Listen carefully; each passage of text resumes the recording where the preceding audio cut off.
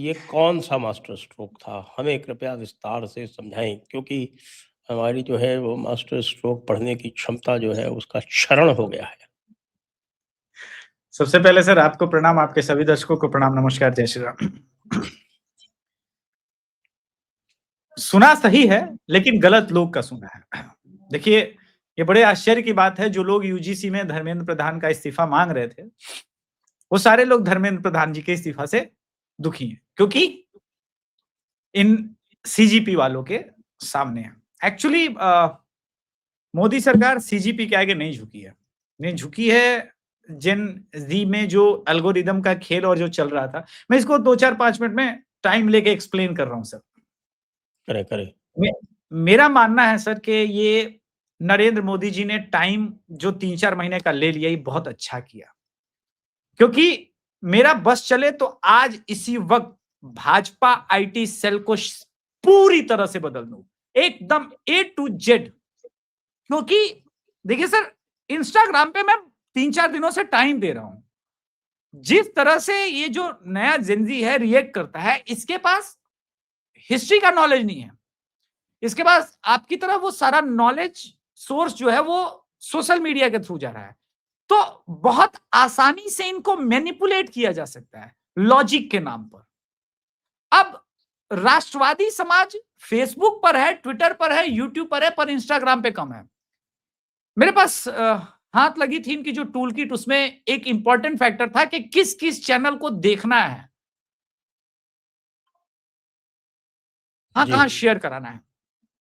तो पिछले 3-4 दिनों से इंस्टाग्राम पे जब मैं हूं, तो मैंने देखा कि मैंने अपनी वाइफ का मोबाइल उठाया, मेरी वाइफ बिल्कुल ऐसे किसी भी कॉकरोच या फिर लेफ्ट लिबरल को फॉलो ही नहीं करती, लेकिन उसके भी फीड में रेगुलर, मतलब हर तीसरा स्क्रॉल कर रहा था रील, तो वहां पर कॉकरोच जनता पार्टी को लेकर के सपोर्ट और एकदम प्योर बायसनेस वाला चीज आ रहा था। यानी सरकार के पास इस चीज का कोई आंसर नहीं था। आप आंसर के लिए आपको टाइम लेना पड़ेगा।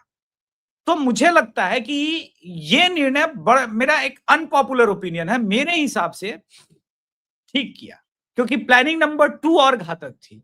महाराष्ट्र, मध्य प्रदेश, राजस्थान, बिहार, इसमें यूपी छूटा हुआ है, लेकिन यूपी के नोएडा वाले एरिया में प्लानिंग था कि करके भाग जाएंगे दिल्ली में। समझिए इस खेल को सर, करना यूपी के नोएडा में है बवाल, लेकिन क्योंकि वहां पर सारा आजकल इंफ्रास्ट्रक्चर और हब और सब कुछ बन रहा है, प्लानिंग ये था सर कि अगले कुछ दिनों में ये पेट्रोल पंप तक से अटैक करते, और इसमें जबरदस्त बांग्लादेशी मुसलमानों का पेनिट्रेशन है, और मुस्लिम लॉबी तो थी ही, लेफ्ट इसका थिंक टैंक है। तो ये सही ढंग से आप कह सकते हैं कि एक प्रॉपर कॉकटेल था, और बीजेपी कहां और राष्ट्रवादी कहां ट्रैप में फंसे हैं सर, ये समझना जरूरी है। मैंने पहले भी करण भाई के शो पर एक बार बात कही थी, ये कैसे संभव है जिसके पीछे लेफ्ट है और जिसके पीछे आम आदमी पार्टी है, उसके अनशन पर 50 लोग की भीड़ है। उन्होंने मेक श्योर किया कि 10-15 दिनों तक भाजपा की ये पूरी सरकार और पूरा आईटी सेल इसको लाइटली ले, बोले फेल है, 50 लोग भी नहीं आ रहे हैं। लेकिन आप जानते हैं सर, जहां पर समाजवादी पार्टी का प्रेजेंस हो, जहां पर आरजेडी का प्रेजेंस हो, इनका कैडर है। ये हार जाएंगे चुनाव अलग बात, ये 25 सीट पर आ जाए अलग बात, पर आज भी इनके अंदर वो तंत्र में लोग मौजूद है जो तोड़फोड़ कर सकते हैं। आप देखिए 2 दिन से जो पटना में विकराल रूप देख रहे हैं, बिहार में जो कुछ भी हो रहा है, ये यूं ही हो रहा है, ये जेनजी कर रहा है। इनमें से कोई एक भी जेनजी नहीं है। कमाल की बात तो ये है, सब मिलेनियम भी, उससे भी बूढ़े बूढ़े हैं।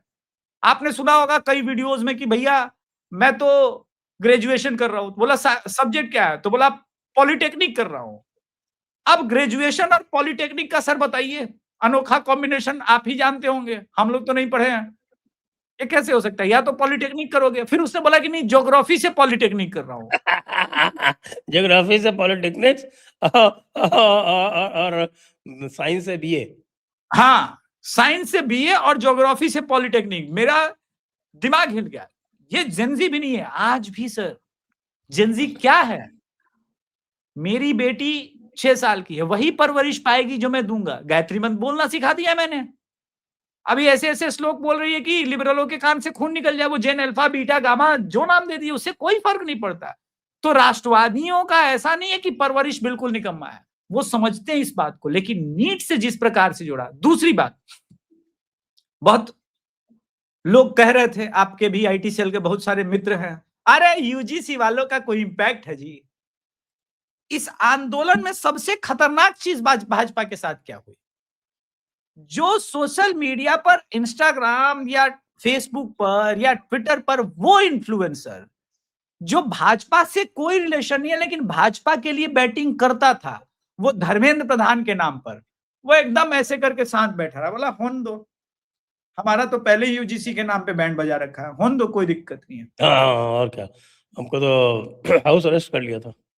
हाँ, तो अब उसमें क्या हुआ, यही तो आपके डिफेंडर थे, यही तो आपको गोल होने नहीं देते थे, वरना भाजपा आईटी सेल ने क्या रायता बोया है वो तो आप देख रहे हैं।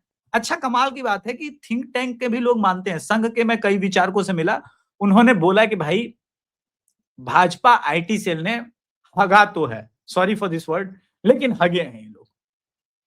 आप मास्टर स्ट्रोक भले बता लें, मेरा मानना है कि फिर से बोलिए, किसान, मैं मिस कर गया, क्या क्या बोल रहे थे आप, क्या हगा तो है? हाँ, उनका कहने का मतलब रायता फैलाया भी है और समेट भी नहीं पाए हैं, सही शब्दों में बोला जाए तो, कि बड़े अरे तो वो तो थिंक भाई टैंक। उनका काम तो हमको आपको गालियां देना है, वो सामने वालों को कब काउंटर कर पाए।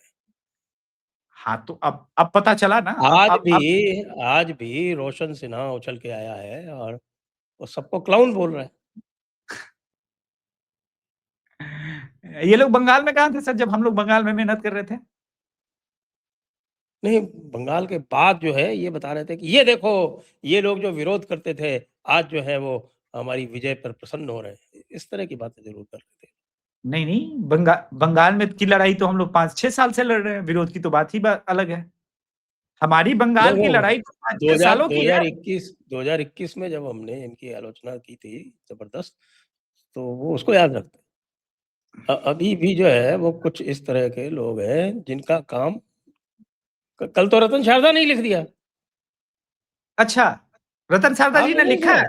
अरे नहीं, मैंने, भाई, मैंने तो उनको उल्टा लिख दिया कि भैया आप भी तो जयपुर डायलॉग्स की ऐसी-तैसी किया करते थे, लेकिन फिर भी चलो बात आपकी जो तो है वो शत प्रतिशत सत्य है, वह हम मान लेते हैं। उन्होंने क्या लिखा? रतन शारदा ने कल जो लिखा वो तो बड़ा एजुकेटिव है। हाँ, इसमें कोई डाउट नहीं। नहीं क्या क्या लिखा मैं बता तो रहा हूँ आपको, पहले सुन तो लीजिए आप। रतन शारदा जी क्या कहते हैं? वो नहीं सुना तो कुछ ही नहीं सुना। हम्म। उसको नहीं सुना तो फिर कुछ ही नहीं सुना भाई। देखिए क्या कहते हैं, 1 मिनट में स्क्रॉल कर रहा हूँ। जी। उनकी टाइमलाइन पे, क्योंकि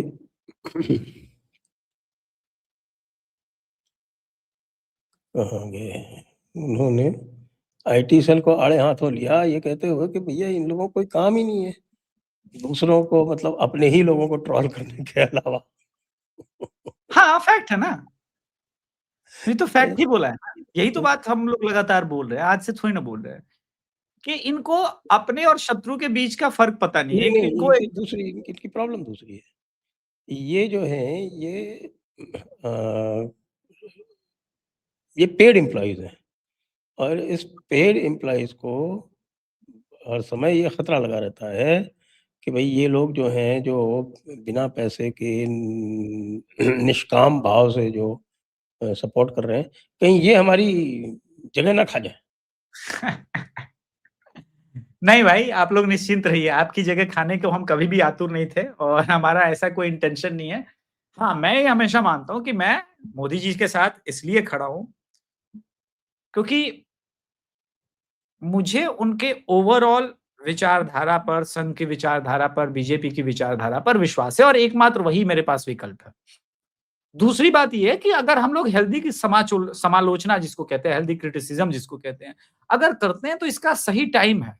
आज अगर मैं आईटी सेल के बारे में नहीं बोलूंगा तो मैं बेईमान आदमी कहलाऊंगा कि ये चीज कोर्स करेक्ट, क्योंकि यूपी इलेक्शन हमारे सामने है और ये सही बात है कि नरेंद्र मोदी जी ने ये सही टाइम पर सही निर्णय लिया। जैसे किसान बिल कई लोग कहते हैं कि भाई वापस नहीं लेना चाहिए, बहुत सही बात है, लेकिन मेरे लिए यूपी 2022 ज्यादा इंपॉर्टेंट था, जिस प्रकार से यूपी 2027 बहुत इंपॉर्टेंट है।